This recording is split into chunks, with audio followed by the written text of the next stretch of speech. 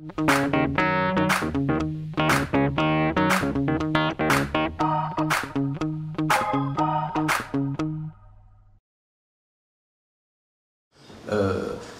l'eau, bien sûr, est un sujet qui est évoqué dans ces réformes menées par le gouvernement, mais c'est plus globalement toute une nouvelle organisation des collectivités qui est en marche, avec tout d'abord un souhait de mieux clarifier le qui fait quoi entre la région, le département et le bloc communal, ce qui a conduit d'une part à une forme de spécialisation de chacune des compétences entre les différents échelons de collectivité et d'autre part à supprimer la clause de compétence générale du département et de la région qui habilitait jusqu'à présent le département et la région à se saisir de n'importe quelle action d'intérêt local suffisant. Alors la loi attribue d'abord des compétences exclusives à certains échelons de collectivité. Le bloc communal, donc commune et EPCI Europe, est bien sûr compétent en matière d'eau potable, d'assainissement, de défense extérieure contre l'incendie et de gestion des milieux aquatiques et de prévention des inondations, sujet essentiel de cette matinée. Le département, quant à lui, est conforté dans son rôle de solidarité territoriale et financière, mais également d'assistance technique auprès des territoires ruraux notamment. Et enfin, il conserve un rôle essentiel, notamment en matière de biodiversité, par exemple à travers les espaces naturels sensibles. Enfin, la région, elle, est compétente en matière de développement durable des territoires et en matière de patrimoine naturel, par exemple à travers les PNR ou les RNR, et enfin par la gestion des fonds structurels européens, dont on a déjà parlé dans l'introduction de cette matinée. Par contre, la loi organise également des compétences qui restent partagées entre l'ensemble des échelons de collectivités, que ce soit région, département, bloc communal ou l'ensemble de leurs groupements. Et en particulier, on a parlé dans l'introduction de questions de gouvernance, d'animation, d'études, mais également de gestion de l'étiage. Et ce sont autant d'actions dont peuvent se saisir n'importe quel échelon de collectivité ou n'importe quel de leurs groupements pour des motifs d'intérêt général ou d'urgence. Et enfin, bien sûr, les collectivités peuvent toujours s'associer pour mettre en commun leurs moyens, leurs objectifs et leurs compétences, à travers des conventions, des délégations ou au sein de groupements tels que les ententes et syndicats mixtes dont on a déjà parlé et dont on a de belles illustrations sur ce territoire.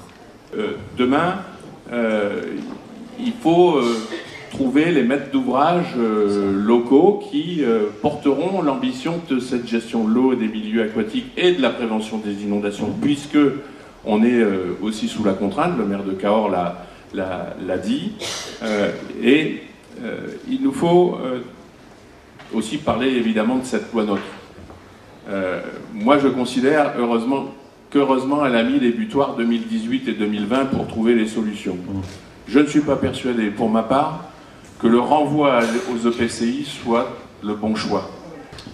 Donc sur la loi NOTRe, moi je considère que les EPCI, quelquefois ils sont de grande taille, quelquefois ils sont de petite taille, une réforme est en cours, mais ils ne répondent pas à cette ambition de traiter comme la directive cadre européenne sur l'eau nous l'impose, de raisonner en termes de bassin versant ou de sous-bassin versant et de gestion territorialisée. Parce que ce n'est pas les mêmes échelles. Les limites des bassins hydrographiques ne s'accommodent pas forcément des limites administratives que définissent demain des EPCI. Oui, mais ça, c'est un savoir français. Fût-il grand. Voilà. Oui. On a trouvé des accommodements qui permettent, je crois, maintenant de mettre en avant cette émergence des syndicats mixtes, ce que va vivre l'entente de la vallée du Lot et le regroupement de l'association qui va continuer de vivre à travers un portage un peu différent dans le cadre des syndicats mixtes. Mais je crois beaucoup à cette force des syndicats mixtes qui doivent dépasser le niveau des intercommunalités qui vont être, elles, toujours plus ou moins en concurrence entre elles. Il me semble important de porter un regard sur ce qui fait peut-être l'originalité de l'entente et ce qu'il va falloir essayer de préserver. Moi je pense que l'entente, elle a une grande force. D'abord, c'est qu'elle est transpartisane. Ça coule de source, c'est le cas de le dire pour celles et ceux qui sont là, qui l'ont vu fonctionner. Mais je crois que c'est une grande force. Moi, je crois aujourd'hui que cette association, cette entente, pardon, qui s'est affranchie des limites administratives, il faut qu'elle trouve une nouvelle vie dans l'organisation territoriale qui se dessine. Alors, très certainement, les départements auront encore un rôle à jouer. Question combien de temps en fonction des moyens qui seront les leurs.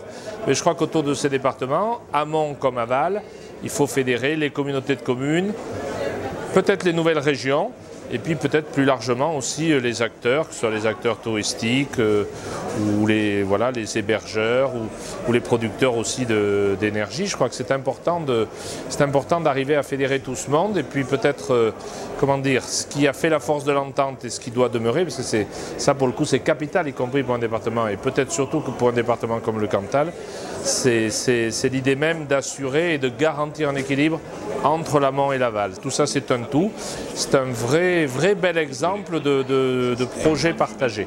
Voilà, donc il faut garder cet esprit qui était celui de l'association il y a 40 ans, et il faut le garder, l'entente avait su le préserver, il faut maintenant inventer un nouvel outil.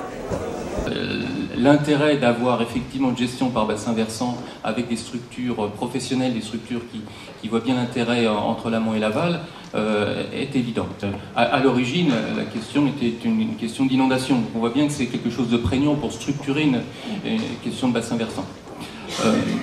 Néanmoins, il faut bien voir qu'au-delà des aspects inondation, il y a la gestion des milieux aquatiques. Et gérer très souvent dans ce bassin par beaucoup de syndicats de rivière qui ne sont pas des syndicats mixtes. Or la GEMAPI consacre le syndicat mixte comme étant le statut d'une structure de bâtiment.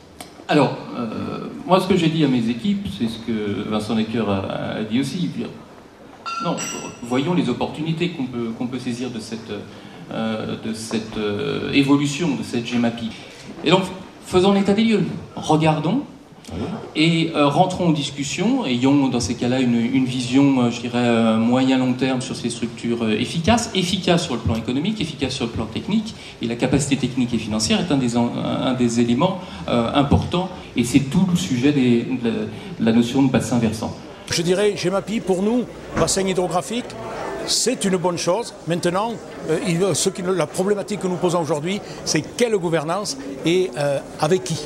Parce que nous savons très bien que la compétence maintenant GEMAPI va être donnée aux communes via les EPCI, mais les conseils départementaux, les régions, demain n'auront plus cette compétence. Est-ce qu'elles vont continuer à nous aider? Est-ce qu'elles seront toujours nos partenaires? Voilà, des questionnements que nous nous posons aujourd'hui. J'étais dans les premières grandes réunions de Cazeville, par exemple, de fondation de cette association. Et aujourd'hui, je peux mesurer le chemin parcouru, mais pourquoi? Parce qu'on est parti des réalités du terrain. Et ces réalités du terrain ont évolué dans l'organisation administrative. Il n'y a eu d'abord que l'association, 10 ans après l'entente, et aujourd'hui on est confronté à des changements de textes de loi, peu importe le jugement qu'on porte, mais il faut en tenir compte. Et donc aujourd'hui, ce que j'ai voulu exprimer, c'est le besoin de garder une structure globale du bassin du Lot et qui a fait la preuve de son efficacité avec l'entente, donc de faire évoluer l'entente vers un syndicat ouvert, puisque c'est le texte qui l'oblige, mais de garder les syndicats de rivière qui sont plus de proximité et qui permettent d'apporter cette dimension du vécu quotidien. Ne tombons pas dans le piège des approches technocratiques, restons tout à fait concret et réaliste, et c'est comme ça d'ailleurs qu'on amène les uns et les autres à participer à cette action pour le Lot Rivière-Claire.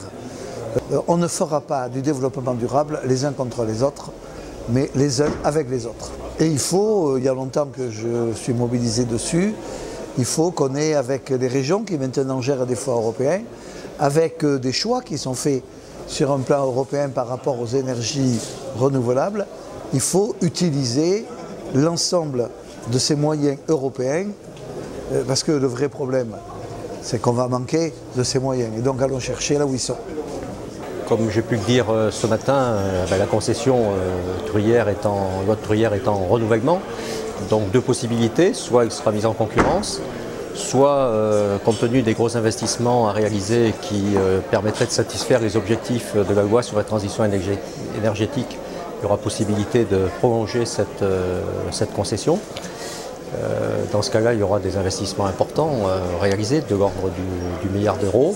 Et puis, bien évidemment, mise en place d'un dispositif de gouvernance globale de la vallée, conformément à la loi sur la transition énergétique, qui prévoit un comité de suivi de l'exécution de la concession et de gestion des usages de l'eau. Et puis, nous étudierons également avec le territoire la mise en place d'un pacte concessionnaire territoire sur le modèle de ce que nous expérimentons actuellement dans les Pyrénées sur une vallée où nous venons de renouveler l'ensemble des concessions. Il est bien évident que la loi, finalement, ça a été dit aussi, mais je crois que c'est bien de le redire, elle impose finalement, on peut la voir comme une contrainte, mais en même temps, elle impose de se remettre en cause. Moi, ce qui ne me gêne pas sur le fond, c'est de pouvoir à la fois pouvoir construire de nouveaux partenariats, et puis qu'il y ait une vraie prise de conscience. Parce que quand je regarde ce qui s'est fait sur toute cette rivière Lot, il y a quand même des territoires avec des avancées assez inégales aussi. C'est-à-dire que certains ont pris à bras le corps les problématiques depuis très longtemps, avec la création de syndicats. D'autres territoires sur la rivière n'ont rien encore, ne sont pas du tout. Et le législateur, là, pour le coup, en donnant aux communautés de communes, c'est sûr que ce n'est pas le bon dimensionnement, mais en même temps, ça permet à tout le monde de se poser la même question sur la gestion de sa rivière au plus proche de soi.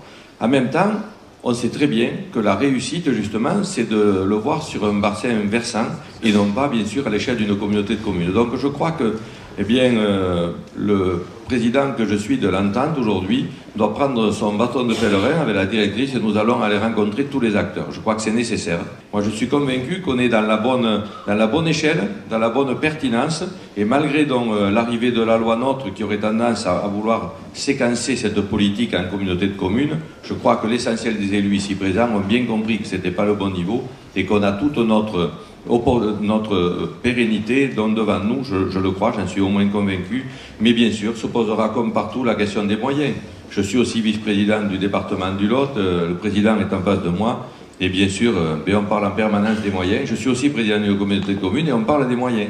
Et je peux vous dire que pour nous, en tant que président de la communauté de communes, par contre, la loi NOTRe n'a pas été vue comme une bonne nouvelle, puisqu'on n'a pas vu qu'il y avait des compensations de moyens de l'État, joints donc à nos nouvelles compétences. On n'aurait pas. Donc, comme on ne rêve pas, on est très concret.